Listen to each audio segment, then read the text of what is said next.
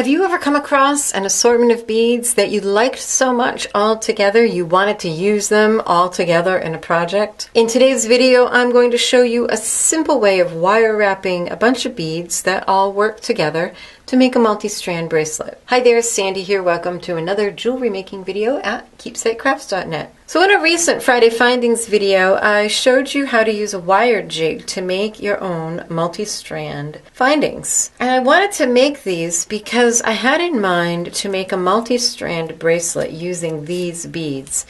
This is an assortment of Czech glass beads called Fall Harvest Mix that I got in a recent Bead Box subscription.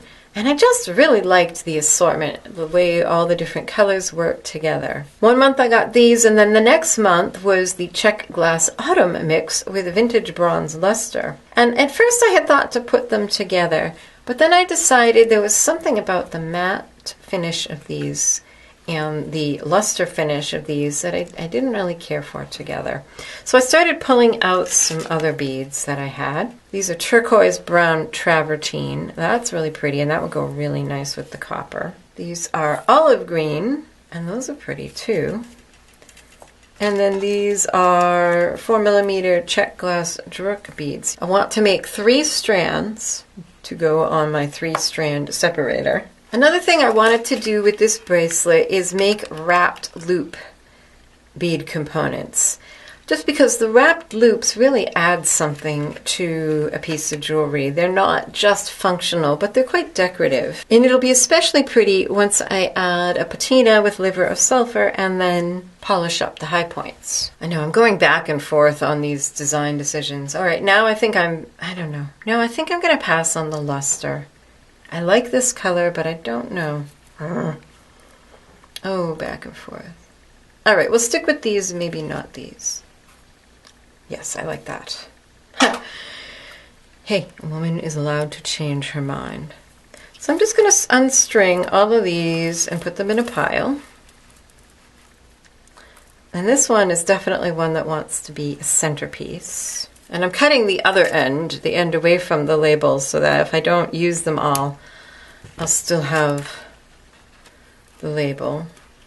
So for this, I'm using 24 gauge wire. 22 gauge wire would work well too, but the 24 will be fine.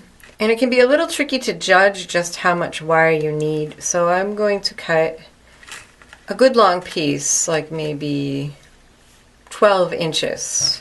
And then I'll use that to get as many components as I can out of it. So the first thing you want to do is grab it with chain nose pliers, leaving about 1.5 inches or so of wire.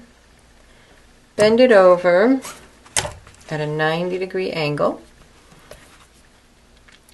Tuck in your round nose pliers. Try to make your loops a consistent size. If you need to, you can always use a Sharpie to mark right on your pliers where you're making all of your loops. And this 24 gauge wire is fine enough that I can actually do it with my fingers. And I'm going to use flat nose pliers. It's kind of tough doing the first one because you don't have anything to wrap against, but you do want those wraps nice and close together.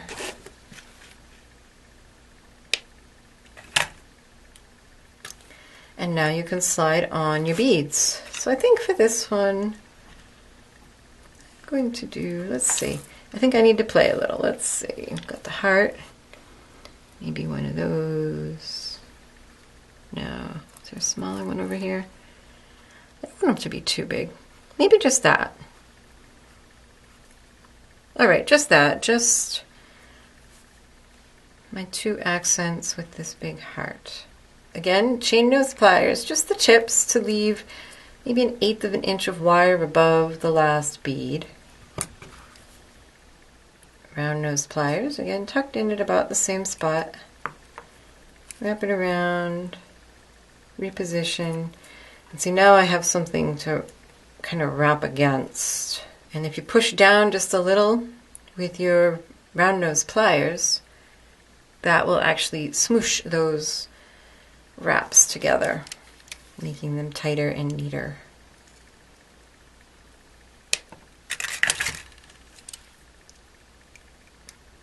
And then make sure you tuck in that end. And there is one component. Since this will be a triple strand bracelet, and the clasp and these findings will take up about an inch, maybe a little over an inch, and I want a 7¼ inch bracelet, I'm going to need about 6 inches of bead strands times 3. And so you just continue making these loops, but the thing you can't forget is that you have to connect them together. I often get all excited and start wrapping and then forget to connect the next one. Now if you want, before you get started wrapping, you can take a minute and kind of lay out your beads the way you'd like them to be, in the order that you want your strands in. This is just, it's kind of a floppy wire, the 24 gauge. I actually would have used 22, but I didn't have any. Yeah, it's a little easier if you hold the loop with your round nose pliers and then the end of the wire with chain nose. So I'm making these will probably end up being somewhere under an inch long. Oh, and see, I forgot to attach it. I meant to attach this to that. I do it all the time. All right. Bend.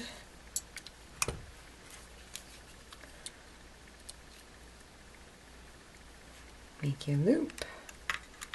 Reposition.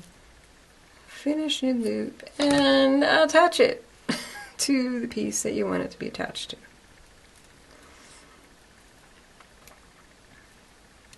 There. And what's wonderful is that you can use a fairly fine gauge wire and yet know that your bracelet is going to be quite secure. Now if you forget and wrap 2 ends, don't despair, just make sure that you insert it in between 2 other pieces that you've made. So for me, for laying this out, I just find it easier to actually take a little bit of time and kind of plan things ahead so they're spaced out evenly. So the first thing I did was I took my heart, which is kind of going to be the central one, and I centered it on my design board here. So it'll be the center one about of the center strand. And then the other biggest elements are this round bead. And then also these, actually, they're drilled on the end. And so the way they were strung on the strand that I bought was kind of in a cluster, and I sort of like that. And that will make another large element. Then I found all of the ones that give a bit of a pop of red. There were 6, so I put 2 on each strand and kind of spaced them out staggered. And then just kept filling in with the next brightest element or biggest element or, most obvious element, and just kept filling in until I had a little less than 6 inches filled in here. You can see the markings on the board make it really easy to do. Then as I'm beading, I'll just fill in, like with these beads and so on. One thing you want to make sure that you do is not to close in the loops of the ones that are going to be on the ends, because these loops are closed. I suppose technically you could kind of wrap it around, but who wants to do that? In fact, what I recommend you do is kind of work from the center to one side and then attach your ends to one of these pieces. Then you can work to this side, and that way you can adjust your final ones to make sure that all 3 strands are about the same length. Now I've got my bracelet nearly done. The trickiest part of this design is getting all of the strands to be pretty much the same length. So I did this one first and made sure it was the length I needed it to be to fit. And then I did this second one. And you can see it's actually a little bit longer, but it's not a huge difference. That's fine. And I thought I would show you the process just on this last one. And you want to start looking at it and thinking about your size once you get towards like the last 2 links that you're going to make.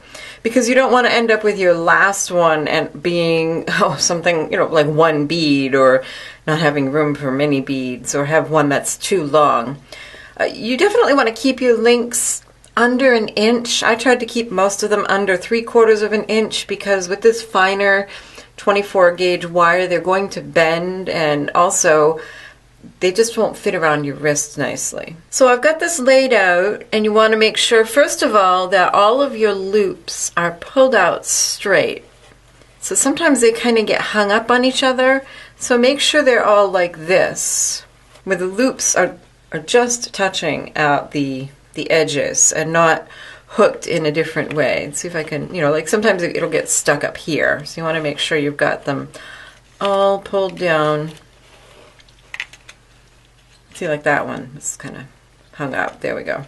And also you want to make sure that your separator bars are parallel to each other. And now I have my last few beads on. I'm just going to hold this down and give this a tug. And looking at this strand, judging by where the loop starts, where I could definitely add in a couple more beads. Okay, that's too long, so just the one. So like I said, this is the trickiest part. And it's not crucial that they be exactly the same size, but you do want them pretty close. And the thing you have to be careful about is with this kind of design, I'm not sure why it is, but for me, I often find out my subsequent rows end up being too short. So just be careful.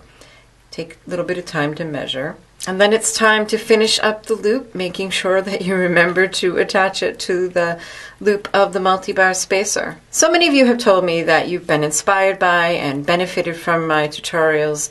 And if everybody who told me that became a patron, what an awesome thing would that be?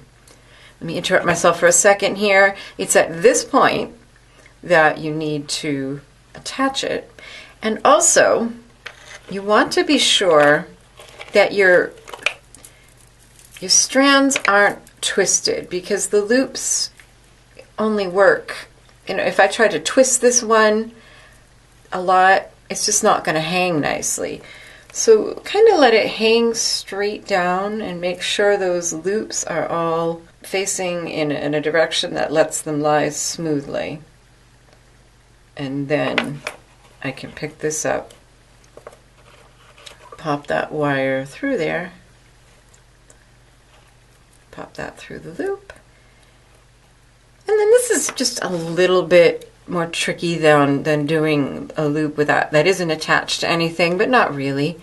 You just get your nice narrow chain nose pliers in there to hold that, and then I like to use my bent nose to grab the wire and make the wraps. So like I was saying, if everybody who has been inspired by my videos became a patron, did you know that patrons who support me at $5 or more a month get an extra bonus tutorial every month? And those of you who support me at $10 more a month get an extra 2 extra bonus tutorials every month. Just something to think about. And everybody who supports me at just $3 a month actually gets, after 6 months of support at that level, gets a gift in the mail from me as a way of saying thank you.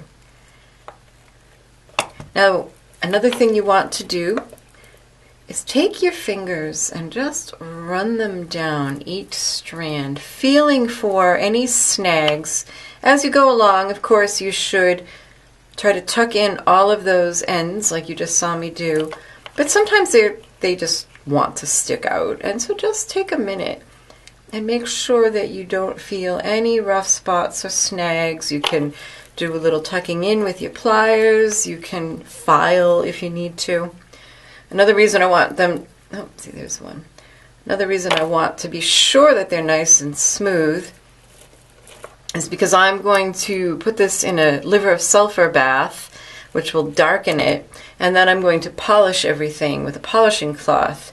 And if they're a bit sticking out, it makes the polishing tough. And if you want to learn more about liver of sulfur and adding a patina that way, I've done a whole video on that, and it will be linked up here in the cards. So you just add your clasp. So if you're interested in the supplies, be sure to click on the link in the upper right, lower left, or in the description box to go to my blog post, where I always have a complete supply list with links to products. And if you haven't subscribed already, make sure you do. You can also subscribe to my email newsletter so that you'll always get an email every time I put up a new blog post or video. Happy creating. Bye-bye.